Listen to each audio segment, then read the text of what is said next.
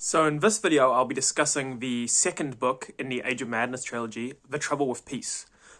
So, quick spoiler-free review. This book is really good. This book is perhaps some of the best Joe Abercrombie we've ever seen.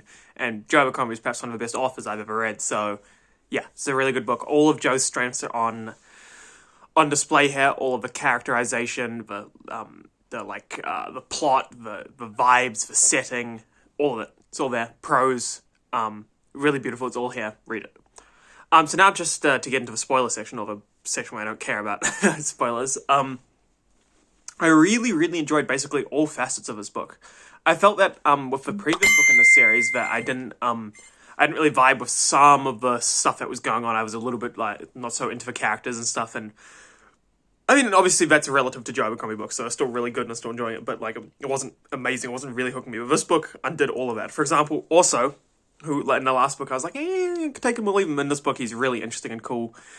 And it's really quite got the whole Leo story, how he just sort of loses everything. And Savine as well, same thing. From 100 to 0 real quickly. And it's just, this book is just really it's kind of everything Joe, the end is just so tragic and poignant, and it's kind of everything that Joe, that we know Joe for. So I don't necessarily have a ton to say here, because I feel like it's just all the stuff I've said before. The characters are excellent. Everything all the characters gel. The vibe is so cool. We get this Industrial Revolution vibe. And it's interesting because Joe's putting some different time periods together.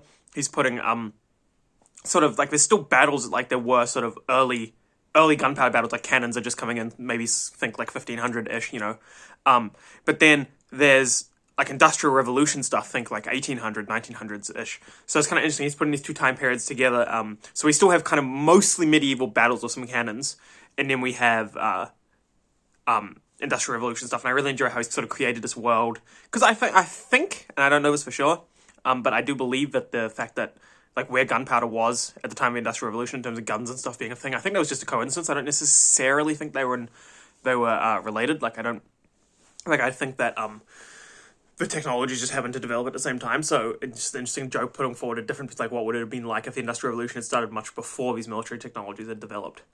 Just an interesting thought. The one big problem I had with this book is that the main tragedy of this book, whilst it is really poignant and really interesting and really cool about how also Savine, this whole book is basically, if you really want to be big brain about it, it's basically just Orso versus Savine, the two spurned lovers, but the whole conflict doesn't make a ton of sense to me, because Savine's I couldn't tell you we were brother and sister because reasons.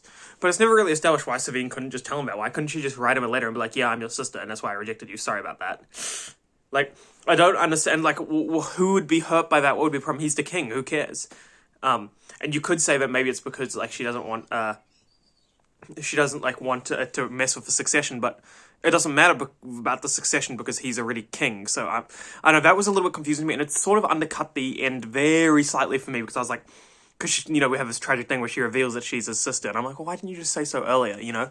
And so, but I can't end this review on a negative note, because it sounds like I'm being negative. I'm not. I love these books, and I love this book especially, and I was just the scene, and he does Joe does this sort of Heroes thing, in Heroes, where he swapped perspectives back and forth between different characters. He kind of did that for one of the battles here, which is really cool. The way Joe writes battles is just insane.